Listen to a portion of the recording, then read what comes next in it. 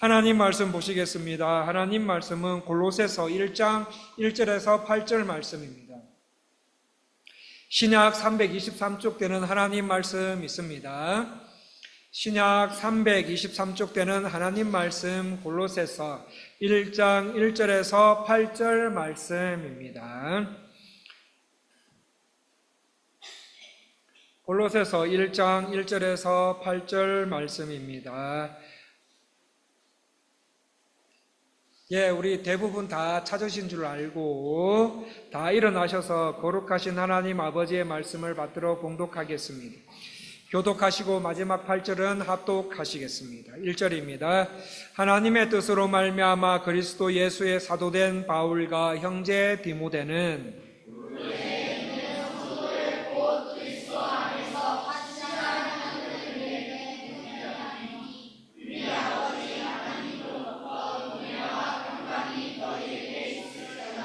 우리가 너희를 위하여 기도할 때마다 하나님 곧 우리 주 예수 그리스도의 아버지께 감사하노라.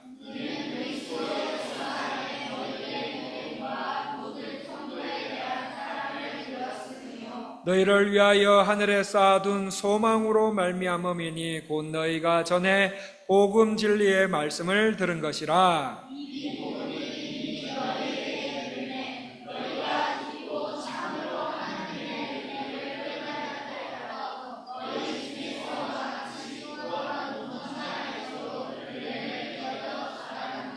이와 같이 우리와 함께 종된 사랑하는 에바브라에게 너희가 배웠나니 그는 너희를 위한 그리스도의 신실한 일꾼이요 성령 안에서 너희 사랑을 우리에게 알린 자니라.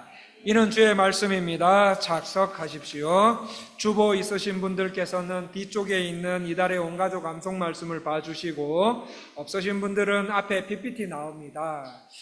PPT를 봐주시겠습니다. 5월달, 우리 5월달 온 가족이 암송할 말씀 다 같이 읽기를 시작하겠습니다. 로마서 12장 1절 말씀. 그러므로 형제들아 내가 하나님의 물은 자비하심으로 너희를 권하노니 너희 몸을 하나님이 기뻐하시는 거룩한 산 드리라. 이는 너희가 드릴 영적 예배니라. 아멘. 아니 주일학교 친구들 중에 이거 오늘 이달의 암송 말씀 안 보고 하는 친구들이 있는데 암송했어요? 다시 한번 읽어보겠습니다. 다시 한번 읽어보겠습니다. 아니 안 보고 하는 친구들이 있어가지고 벌써 했나 싶어서요. 자, 한 번 더 읽어보겠습니다. 5월달 온가족 암송 말씀 다 같이 읽기를 시작하겠습니다. 로마서 12장 1절 말씀.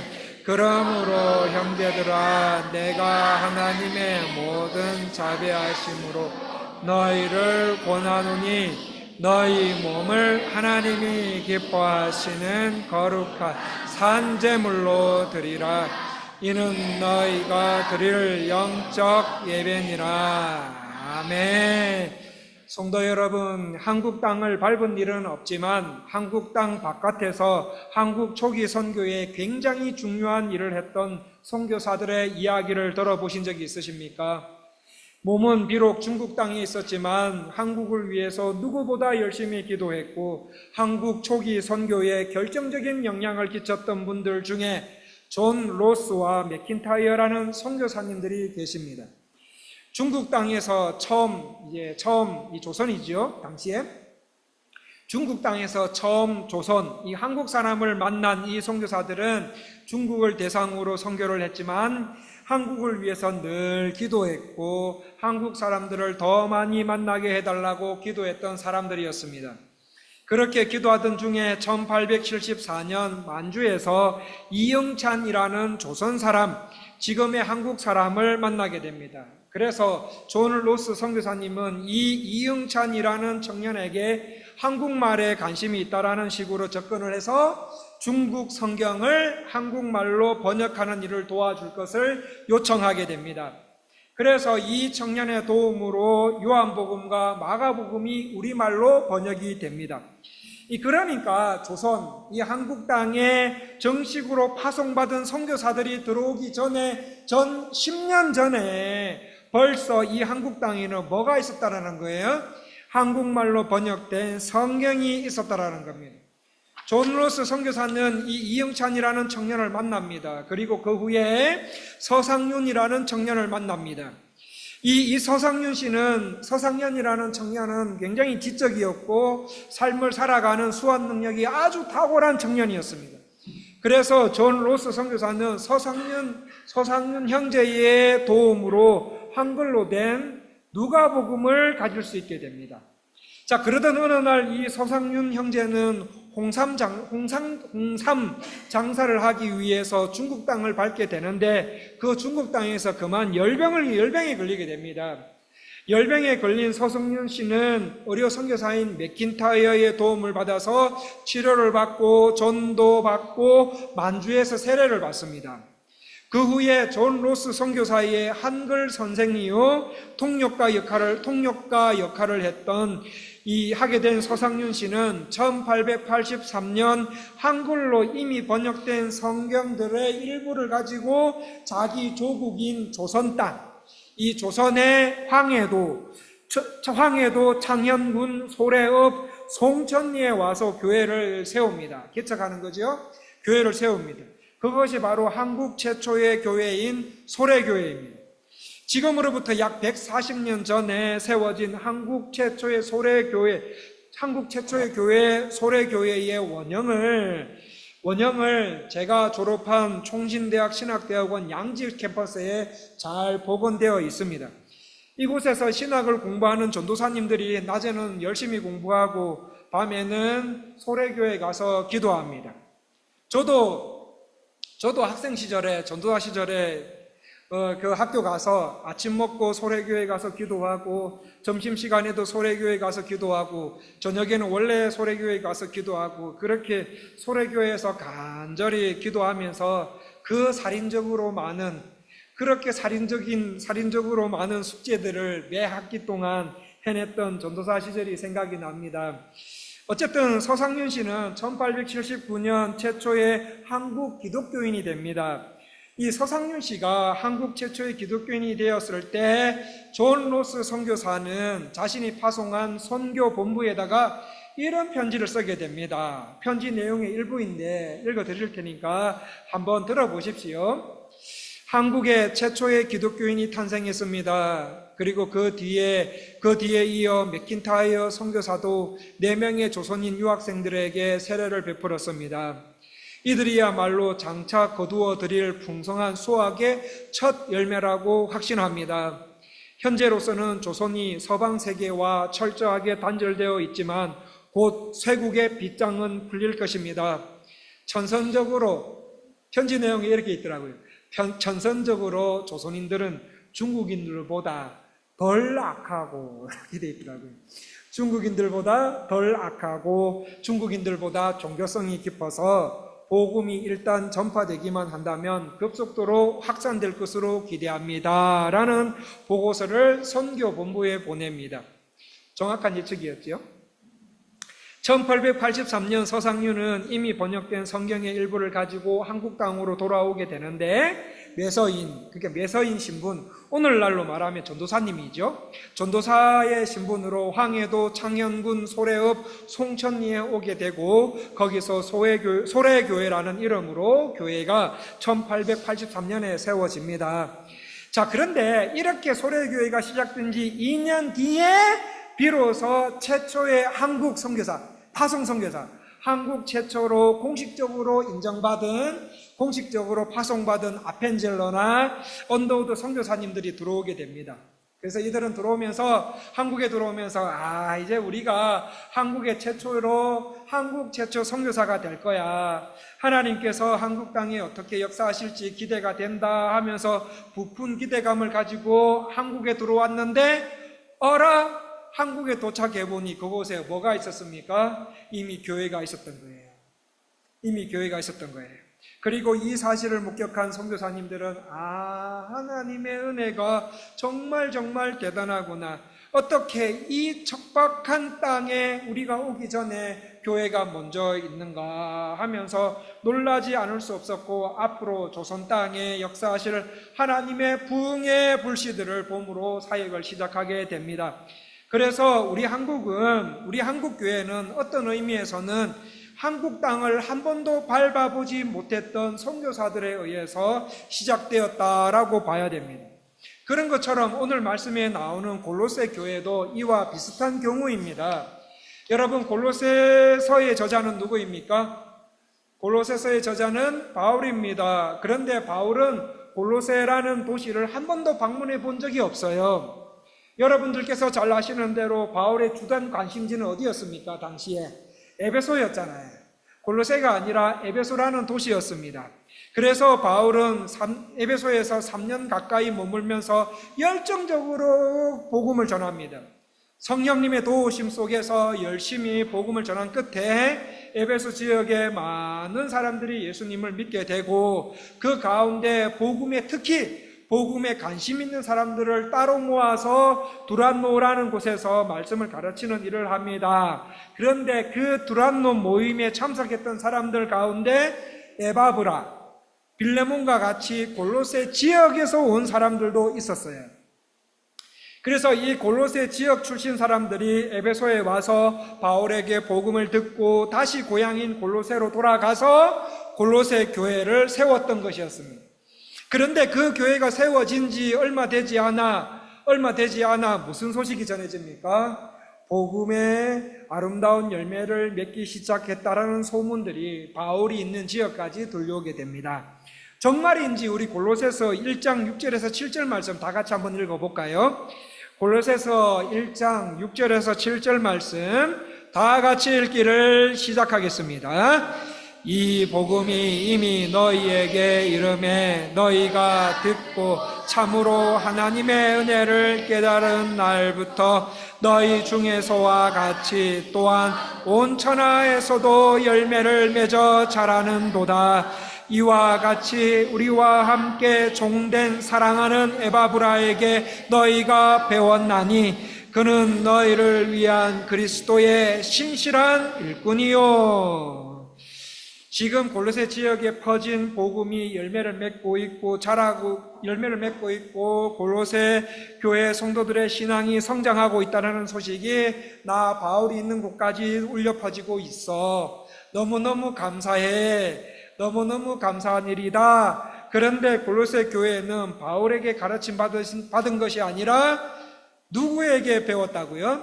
에바브라에게. 여러분, 골로새 교회의 담임 목사님은 바울이 아니라 에바브라입니다. 에바브라. 바울은 나의 제자 에바브라에 의해서 골로새 지역에 교회가 세워지고, 교회가 세워진 지 얼마 되지 않아 골로새 교회 성도들의 신앙이 어떻게 되었다고 합니까? 6절 말씀해 보시면 자라는도다. 겁나 빠르게 자라더라. 그런데 여러분, 신앙이 자랄 뿐만 아니라 뭐 맺었다고요? 열매를 맺더라. 신앙이 자랄 뿐만 아니라 열매를 맺어 선한 신앙의 영향력이 퍼져가고 있다는 소식이 바울이 있는 에베소 지역까지도 들려오고 있다고 말하고 있습니다.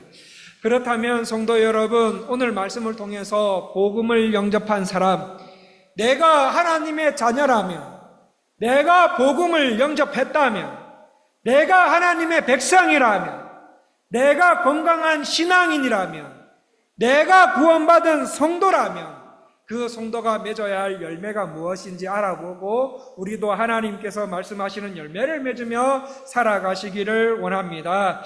자, 예수님을 나의 구원자로 영접한 성도, 그리고 건강한 성도가 그 성도 안에 있어야 할 열매들이 무엇입니까? 우리 4절과 5절 말씀을 다 같이 한번 읽어보겠습니다.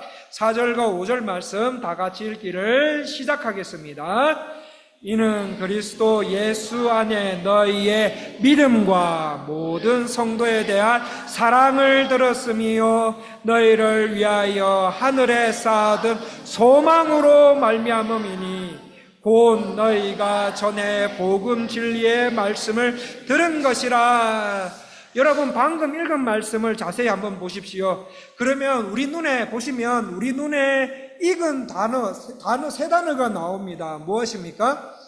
보시면은 믿음이 나오고요. 그 다음에 뭐가 나와요? 사랑이 보이고, 그 다음에 저기 5절에 뭐가 보입니까? 소망이 보입니다. 여러분, 믿음, 소망, 사랑.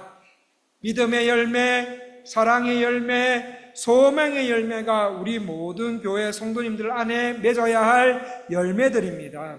이 말씀 준비하면서 당시 골로새 교회 성도들에게 당신이 건강한 신앙인의 삶을 살기 위해서 반드시 필요한 세 가지 영양소가 있다면 무엇입니까? 라고 이 교회 성도들에게 물어본다면 이 교회 성도들의 대부분의 교인들은 아마 이렇게 대답할 거예요. 믿음, 소망, 사랑이라고 대답했을 것 같다라는 생각을 주석책을 보면서 해보았습니다. 여러분, 우리가 육체가 건강하기 위해서 반드시 있어야 할 3대 영양소가 있는데 뭘까요? 탄수화물, 지방, 단백질, 그렇지. 이 3대 영양소가 있습니다. 이 3대 영양소를 잘 섭취하셔서 육체가 건강하시고 영적으로 건강하기 위한 3대 영양소가 있습니다. 그게 무엇입니까? 믿음, 소망, 사랑. 이 3대 영양소를 잘 섭취하셔서 균형 있고 건강한 신앙생활을 하셨으면 합니다. 자, 성도 여러분, 첫 번째로 내가 구원받은 주의 백성이라면, 내가 구원받은 사람이라면 내 안에 맺어야 할 열매가 있는데 그 첫 번째 열매가 무엇입니까? 믿음이에요. 믿음. 여러분, 여기서 말하는 믿음은 예수 그리스도를 믿는 믿음입니다. 나를 죄에서 구원하시고 죽음의 문제를 해결하시기 위해 예수님께서 십자가에 죽으시고 부활하셨다라는 믿음이에요. 믿음. 예수님이 바로 하나님의 아들이시요 나의 구원자이십니다. 예수님은 나의 구원자이시요 주인으로 믿고 따르며 섬기며 살아가는 사람. 성령님께서 예수님을 믿도록 역사하시고 예수님이 바로 하나님의 아들이시요 구원자요 나의 주인으로 믿고 따르며 살아가도록 인생의 방향을 이끌어가시는 성령님께서 이끌어가시는 성도들은 돈을 믿지 않아요. 제가 이렇게 말하면은 이제 성도님들은 저에게 이렇게 말씀하실 겁니다. 목사님, 교회 이전해봤는데요. 교회 이전해봤는데 돈이 필요하던데요.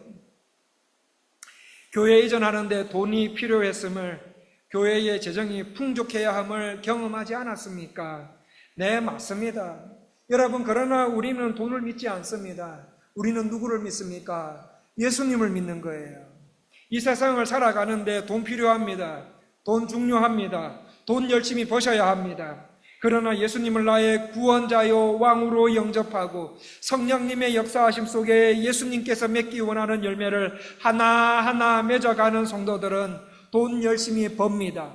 돈 열심히 벌지만 돈을 믿지 않습니다. 돈을 믿지 않고 예수님을 믿습니다. 돈 필요합니다. 우리가 살아가는데 필요합니다. 하지만 성도는 돈이 나를 구원하는 것이 아니라는 사실을 아는 사람들이잖아요. 그러므로 성도는 돈을 벌기는 벌되 돈 믿으시면 안 됩니다. 돈 믿지 않고 누구를 믿어야 됩니까? 예수님을 믿으셔야 돼요. 여러분, 우리에게 권력이 필요합니다. 필요할 때가 있습니다. 그러나 여러분, 권력의 종이 되어서는 안 되는 거예요.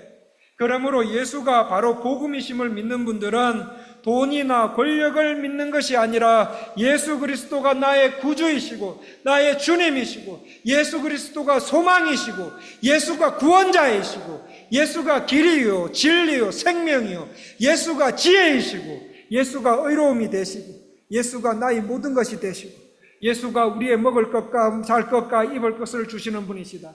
모든 것은 예수님으로부터 나온다는 것임을 아십니다. 그분이 바로 누구라고요? 성도들. 이것이 초대교회, 이 당시의 초대교회와 제가 좋아하는 청교도인들이 가지고 있었던 믿음이었습니다. 옛날 청교도인들이 영국에서 미국으로 와서 미국 땅에서 이제 미국 땅에서 살아가면서 사용할 화폐를 만들 때 여러분 화폐 안에 지금도 있는지 모르겠어요. 그 100불짜리 안에 보면 이런 글귀가 새겨놓은 청교도인들이 돈 만들 때 당시 돈 만들 때 이런 글귀를 그 100불짜리 안에 넣었다고 합니다. 그게 뭔가 하면 In God we trust. In God we trust. 그 지표 안에 있답니다. 제가 한번 확인해 보셨으면 좋겠어요. 무슨 뜻입니까? 우리는 하나님을 믿습니다. 돈은 인간이 생활하는 데 있어서 요긴하게 사용할 수 있지만 우리는 돈을 믿지 않습니다. 우리는 하나님께서 성령님을 통해 우리에게 전달해 주신 믿음을 통하여서 하나님을 믿습니다. 예수님께서 십자가에 죽으시고 부활하셨다라는 그 믿음과 예수님이 바로 하나님의 아들이시요 나의 구세주이십니다. 나의 구원자요 주인으로 따르고 섬기며 살아가는 믿음이 바로 구원받은 주의 백성 안에 맺어야 할 열매라고 오늘 성경은 말하고 있습니다. 두 번째, 내가 건강한 신앙인이다, 내가 하나님의 자녀다라고 했던 그 사람, 내가 건강한 신앙인이다 라고 하는 사람들 마음속에 맺어야 할 열매는 사랑입니다. 사랑. 4절 말씀을 보시겠습니다. 4절 말씀을 보시면 성령님의 역사하심 속에 내가 예수 그리스도를 구주와 주님으로 믿고 영접했다면 나처럼 그리스도를 영접한 사람들과 친밀한 연대관계를 갖게 됩니다. 내가 예수님을 영접하고 하나님을 아버지라고 부르는 것처럼 예수님을 영접하고 하나님을 아버지라고 부르는 또 다른 사람들이 누구예요? 내 형제예요, 내 자매인 것을 발견하게 됩니다. 그리고 우리는 그들과 나는 영적 가족 공동체를 형성하게 되는데 그것이 바로 교회입니다. 여러분, 그렇게 형성된 교회 안에서 저와 성도님들은, 그리고 성도님들끼리는 교회의 머리 대신 예수님의 용납하심과 예수님의 용서하심과 예수님의 희생하심과 예수님께서 십자가를 통해 보여주신 하나님의 사랑을 배워가는 거예요. 내가 할 수 있는 방법이 아니라, 내가 세상에서 배웠던 방식으로, 내가 하는 방식으로 하는 것이 아니라 예수님께서 하신 방식대로 다른 사람과 성도를 대하는 거예요. 우리 구주 십자가 지시기 전에, 바로 전에 하신 말씀들 중에 하나가 있습니다. 예수님께서 바로 십자가 지시기 전에 하신 말씀이 있지요. 무슨 말씀입니까? 제자들에게 무슨 말씀을 하시고 십자가 지시러 가셨습니까? 여러분, 우리 요한복음 한번 찾아보시겠습니까? 그 말씀을, 어떤 말씀을 하셨는지 우리 다 같이 요한복음 13장 34절에서 35절 말씀을 다 찾으셔서 같이 한번 읽어보고 계속 말씀을 나누겠습니다. 신약 171쪽에 있는 하나님 말씀입니다. 우리 구주 십자가 지시로 가시기 바로 전에 제자들과 우리에게 말씀하신 게 있습니다. 그게 뭐냐? 한번 다 같이 읽었으면 좋겠어요. 요한복음 13장 34절 35절 말씀입니다. 다 찾으신 줄 알고 다 같이 읽기를 시작하겠습니다. 새 계명을 너희에게 주노니 서로 사랑하라. 내가 너희를 사랑한 것 같이 너희도 서로 사랑하라. 너희가 서로 사랑하면 이로써 모든 사람이 너희가 내 제자인 줄 알리라. 아멘. 13장 1절에 한번 보시면은 이렇게 나와 있어요. 유월절 전에 예수께서 자기가 세상을 떠나 아버지께로 돌아가실 때가 이른 줄 아시고, 그 다음에 뭐라 말씀하시는가 하면 세상에 있는 자기 사람들을 사랑하시되 끝까지 사랑하시니라. 끝까지 사랑하시니라.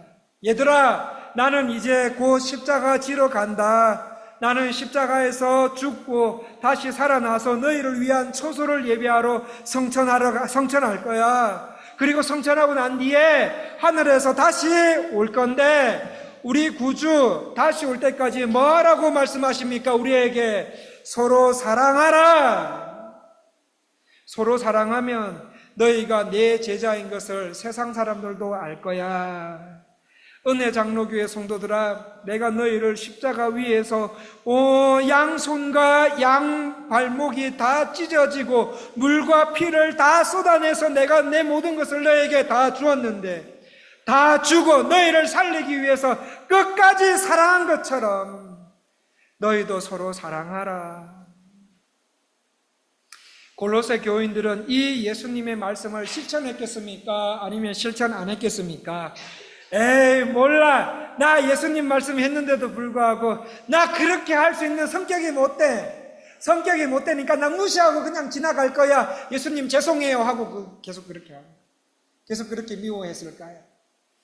그래서 골로새 교인들은 이 예수님 요한복음 13장 34절과 35절 말씀, 13장 1절 말씀을, 이 예수님 말씀을 실천했겠습니까? 안 했겠습니까?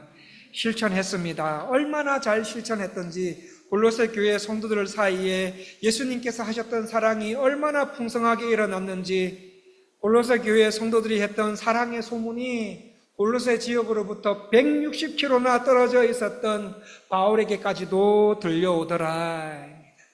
인터넷이 없던 그 시절, 보통 먼 거리가 아닌, 전화도 없었던 그 시절, 보통 그 먼 거리가 아닌 그곳까지 골로새 교인들은 서로 예수님의 사랑을 나타내고 있다라는 선한 소문이 각 지역으로 퍼져나가고 있더라. 그런 가운데, 성도 여러분, 그런 가운데 그런 교회도 문제 생깁니다. 문제 생깁니다. 그런 가운데서도 그 골로새 교회에 큰 사건이 하나 터져요. 발생합니다. 그 사건이 골로새 교회를 다니고 있던 빌레몬이라는 부자의 집에서 시작이 돼요. 이 빌레몬이라는 사람의 집에서 일하던 노예 가운데 이 오네시모라는 노예가 있었는데, 그 노예가 주인 빌레몬의 막대한 주인 빌레몬의 재산을 훔쳐버렸어요. 훔쳐서 로마로 도망을 치게 됩니다. 그런데 도망친 노예가, 이 오네시모라는 노예가 로마에서 바울을 만나게 됩니다. 그래서 오네시모는 바울을 만나서 전도하고 전도받고 회심하고 그리고 예수님의 참 제자로 변화가 됩니다. 근데 오네시모가 신앙생활을 잘하는 모습을 보는 어느 날 바울의 마음 한켠에서는 얼마나 근심이 너무너무 많았어요. 오네시모가 과거에 주인에게 저질렀던 죄를 아직도 용서받기 전이었고, 당시 로마법에 이런 게 있었어요. 당시 로마법에 주인 허락 없이 종이 도망할 경우 이 사실을 안 로마인들은 누구라도 주인이 아니어도 이 노예를 적결 사형시킬 수 있다. 그리고 주인의 허락 없이 남의 노예를 데리고 있는 것 불법이에요.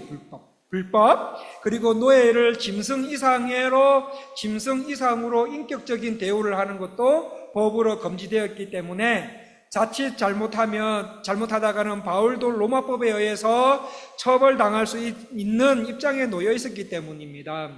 그래서 이 모든 문제를 해결하기 위해서는 오네시모가 주인 빌레몬을 찾아가서 거기에 합당한 벌을 받든지 아니면 용서를 받든지 해야 할 수밖에 없는 상황이었습니다.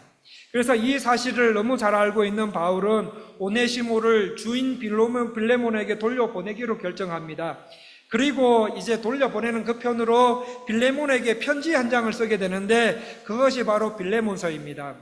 여러분, 그 빌레몬서라는 편지에 보면, 신약 성경에 보면 이렇게 되어 있어요. 빌레몬, 당신의 집에 있었던 노예 오네시모라는 노예가 있었지.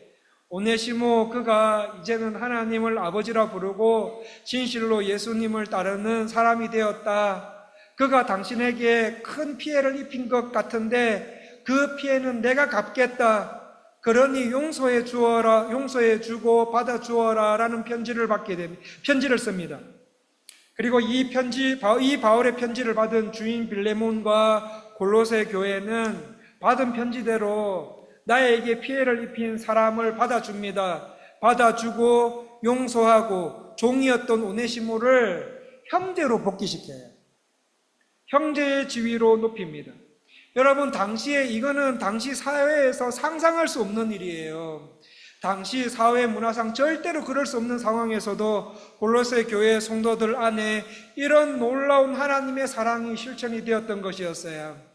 그들의 놀라운 사랑과 용서의 실천 덕분에 여러분, 노예인 오네시모가 나중에 어떤 사람 되는 거 아십니까? 여러분, 노예 오네시모는 나중에 에베소 교회의 담임 목사님이 돼요. 한 사람을 용서하고, 한 사람을 사랑하고, 한 사람을 용납하고, 그렇게 해서 그 사람을 지도자로 세워나가는 교회 공동체. 물론 잘못된 거는 온유함과 겸손함으로 바로 잡아야죠. 잡아야 되지만 여러분, 이게 바로 하나님의 교회의 모습이에요. 한 사람을 용서하고, 한 사람을 좀 사랑하고, 용납하지 못할 그 사람을 용납하고, 그렇게 해서 그 사람을 한 공동체의 지도자로 세워가는 그것이 바로 하나님의 교회의 모습이요, 우리 교회 주의 백성들 한 명 한 명의 마음 가운데 맺어야 할 열매들이라는 말입니다. 성도 여러분, 우리 교회가 건강한 교회입니까? 우리 교회가 건강한 교회입니까? 우리 교회가 건강한 교회냐 아니냐는 하나님께서 우리에게 베푸신 사랑과 십자가에 못 박혀 물과 피를 다 흘리고 계시는 상태에서도 하나님 아버지, 이 사람들을 용서해 주세요. 자기들이 얼마나 큰 잘못을 저지르고 있는지 모르고 있어요. 십자가의 극악무도한 아픔 속에서도 예수님 자신을 십자가에 못 박은 사람들을 용서하신 그 용서의 실천이 교회 안에 이루어지느냐 이루어지지 않느냐에 따라 판가름이 난다는 말입니다. 하나님께서는 우리 교회 성도들에게 예수님께서 십자가에 보여주셨던 그 세상에 있는 자기 사람들을 사랑하시되 끝까지 사랑하셨던 사랑과 용서로 서로 성도에 교제하라고 말씀하고 계십니다. 성도님들, 임시교회를 허락해 주신 하나님께 감사드립니다. 그리고 대다수 성도님들 얼굴에 나 이번 교회 이전을 통해서 더 신앙 좋아짐이라고 쓰여져 있는 얼굴로 신앙생활 해주셔서 감사합니다. 그런데 어떤 분들은 교회 이전 과정 중에서 서로 말로 행동으로 상처 주고 오히려 성도들과의 교제에서 다친 마음으로 살아가고 있다면 우리 구주 예수 그리스도의 말씀을 통해서 권면드립니다. 서로 용서하는 일들이 일어났으면 합니다. 예수님께서 십자가를 통해 보여주신 그 하나님의 사랑과 용서가 우리 공동체 가운데 가득 일어나기를 간절히 소원합니다. 맞아요, 목사님. 하나님 말씀대로 하겠습니다. 단 저분이 나한테 먼저 잘못했다고 했을 경우에 그때만 제가 용서할 거예요. 저분이 먼저 잘못했는데 저분이 먼저 잘못했다 하기 전까지는 절대로 내가 먼저 용서해 달라고 말 못해. 그것이 아니라 여러분 가운데 정말 예수님이 나의 죄를 대신해서 십자가에 못 박혀 돌아가심으로 내가 하나님께 용서받았다라는 그 하나님의 사랑이 은혜로 다가오시는 분들이 먼저 다가가서 내가 잘못했습니다. 내가 용서해 주십시오. 제가 실수한 겁니다. 용서해 주십시오 하면서 화해와 화목의 은혜가 있을 수 있도록 하시면 어떻습니까? 우리 구주 말씀하십니다. 서로 사랑하라, 서로 용서하라. 너희들이 정말 하나님의 백성이고 교회의 주인 되신 예수 그리스도의 지체로서 우리 깨르따로 은혜장로교회에서 자라가고 성숙하고 있다면, 너희들이 신앙이 자라가고 있다면, 너희들이 하나님의 백성이라면 먼저 서로 용서하라. 그리하여 하나님의 사랑의 열매를 맺어가라고 말씀하고 계십니다. 성도 여러분, 용서를 구해야 할 사람들이 생각나십니까? 용서해야 할 사람들이 생각나십니까? 교회 안에서 서로를 사랑하는 법, 서로를 용납하고 서로 상처를 보듬어 안고 살아가도록 성령님을 절대 의지하시면서 노력하시는 것 어떻습니까? 처음은 잘 안 될 겁니다. 내가 왜 그래야 되는데 내 자존심이 허락하지 않을 것입니다. 내 자의가 절대로 그것을 하는데 막을 것입니다. 잘 안 되고 실수하고 손해보는 것 같지만 계속 기도하면서 용납하고 서로 사랑하고 용서하고 서로 세워지고 서로 사랑의 열매를 맺어가는 성도와 교회, 여러분, 이것이 복음을 받아들인 성도 속에 맺어야 할 열매들입니다. 성도 여러분, 나는 하나님의 백성이라고 생각하시는 분들 잘 들으십시오. 복음을 영접한 사람이라고 생각하시는 분들 잘 들으십시오. 이게 복음을 맺은 사람들의 열매라는 거예요. 열매라는 거예요. 내가 복음의 열매, 내가 영접했다면 여러분 용서하셔야 돼요. 먼저 찾아가서 용서하셔야 돼요. 성도님들, 마지막 세 번째입니다. 진리의 말씀을 듣는 하나님의 사람이 맺어야 할 열매는 소망입니다. 소망. 진짜 그런지 골로새서 1장 5절 말씀을 다 같이 한번 읽어보겠습니다. 5절 말씀 다 같이 읽기를 시작하겠습니다. 너희를 위하여 하늘에 쌓아둔 소망으로 말미암으니 곧 너희가 전에 복음 진리의 말씀을 들은 것이라. 말씀해 보시면 하나님의 자녀들 속에 맺어야 할, 내가 하나님의 자녀라면 그 하나님의 자녀들 속에 맺어야 할 열매는 소망입니다. 소망. 그런데 저기 앞에 말씀을 보시면 소망은 소망인데 어떤 소망이라고 말합니까? 하늘에 쌓아둔 소망. 여러분, 성경을 보면 두 가지를 비교해서 우리에게 이렇게 하라, 우리에게 저렇게 하라 하면서 좋은 교훈을 하시는 경우가 있습니다. 하나님과 예수님께서요. 자, 예를 한번 들어볼까요? 하나님과 예수님은 우리에게 이렇게 대조를 통해서 우리에게 교훈하시는데, 예를 들어보면 구약의 시편 1편에 보면은 의인과 악인을 대조하잖아요. 의인과 악인, 그리고 모래 위에 지은 집과 반석 위에 지은 집, 이렇게 대조와 비교를 통해서 우리에게 필요한 신앙의 요소들을 설명합니다. 오늘 말씀에도 보면은 세상에는 크게 두 가지 종류의 사람이 있다고 말합니다. 자, 5절 말씀을 보시면 세상에 크게 두 가지 종류의 사람이 있다고 말하는데 5절 상반절에 보시면 어떤 종류의 사람이 있다고 합니까?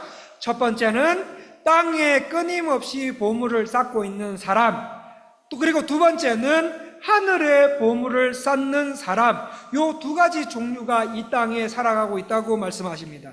자, 그렇다면 성도님들께서는 어느 쪽에 속하시는 분들이십니까? 땅에 보물을 쌓고 있는 분이십니까? 아니면 하늘에 보물을 쌓고 계시는 분이십니까? 우리 구주는 어디에 쌓아 놓으라고 하십니까? 마태복음 6장 19절에 너희를 위하여 보물을 땅에 쌓아두지 말라. 거기는 좀과 동록이 해하며 도둑이 구멍을 뚫고 도둑질하느니라. 하나님, 예수님께서는 너희 보물을 어디다가요? 땅에다가 쌓아놓지 말고 하늘에 쌓아두어라.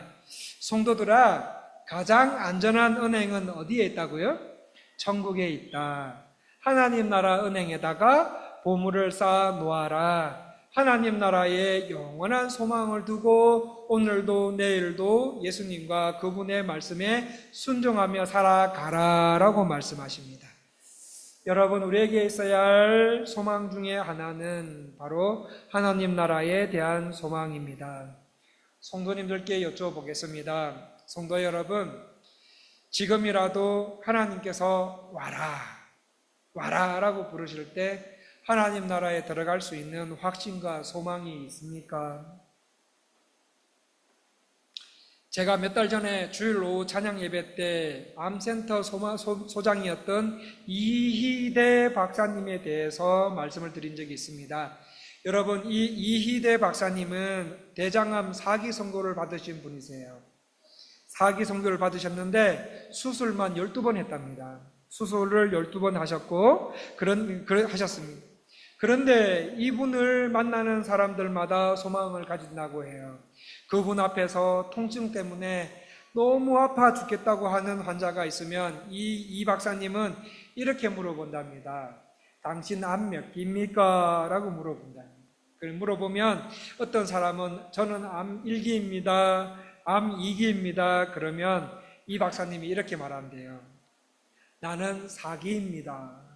나는 암 4기요. 그런데 나는 암 4기인데 그 암 4기 건너편에 생명의 오기, 소망의 오기가 기다리고 있다오. 이렇게 말해주곤 했다고 합니다. 여러분, 물론 암 통증 때문에 암 통증이 생길 때 자신인들 안 아프겠습니까? 죽고 싶지 않겠습니까? 그럴 때마다 통증을 어떻게 극복하셨습니까? 라고 누군가가 물어봤을 때 이 박사님은 이렇게 대답하셨다고 합니다. 아프지요. 아프지만 나는 두 가지를 위해서 살아갑니다. 첫째는 나는 의사입니다. 하지만 지금은 환자이기도 합니다. 내가 아무리 아파도 나는 의사로서 최선을 다하며 살려고 합니다. 내가 몸을 움직일 수 있는 한 계속 환자를 도울 것입니다. 두 번째, 나는 전도자입니다. 나는 의사이지만 전도자입니다. 그래서 나는 복음과 복음이 주는 소망을 사람들에게 전하며 삽니다. 나는 이 두 가지 때문에 삽니다. 실제로 이희대 박사님은 암 선고 받으시고 10년 동안 수많은 사람들에게 복음을 전하시면서 환자들을 돌보시다가 죽음을 맞이하게 되십니다. 여러분, 그분이 가졌던 영생의 확신, 구원의 확신 때문에 이 복음과 소망을 가진 소망을 사람들에게 전하다가 하늘에 쌓아둔 소망의 고향으로 가셨습니다. 여러분, 이것이 주의 백성들, 복음을 받아들인 주의 백성들이 맺어야 할 열매요, 삶이요, 능력인 거예요. 말씀을 마무리하겠습니다. 여러분, 골로새 교회와 성도들이 맺고 있었던 신앙의 열매, 복음의 열매, 건강한 신앙인이 되기 위해서 섭취해야 할 3대 필수 영양소가 뭡니까? 예수 그리스도를 믿는 믿음과 하늘 소망과 성도들 간의 사랑이에요, 사랑. 믿음과 소망과 사랑이라는 열매입니다. 여러분, 내가 복음을 제대로 받아들인 사람이라면, 성령께서 주시는 믿음으로 정말 예수님을 믿고 있다면, 내가 정말 하나님의 자녀라면 내 안에 반드시 맺어야 할 신앙의 열매가 바로 믿음과 소망과 사랑이라는 열매입니다. 성도님들, 우리 깨레따로 은혜 장로교회에서 이 말씀의 영양소들을 잘 섭취하셨으면 좋겠어요. 잘 섭취해야 하여서 골로새 교회가 그러했던 것처럼 은혜 장로교회 성도들의 신앙이 자라고 있다, 믿음과 소망과 사랑의 열매를 맺어가고 있다라는 소문도 좀 우리 깨레따로 지역 안에서 났으면 좋겠고, 그렇게 해서 모든 영광을 하나님께 드리는 교회와 성도님들 다 되시기를 간절히 원합니다. 기도하겠습니다.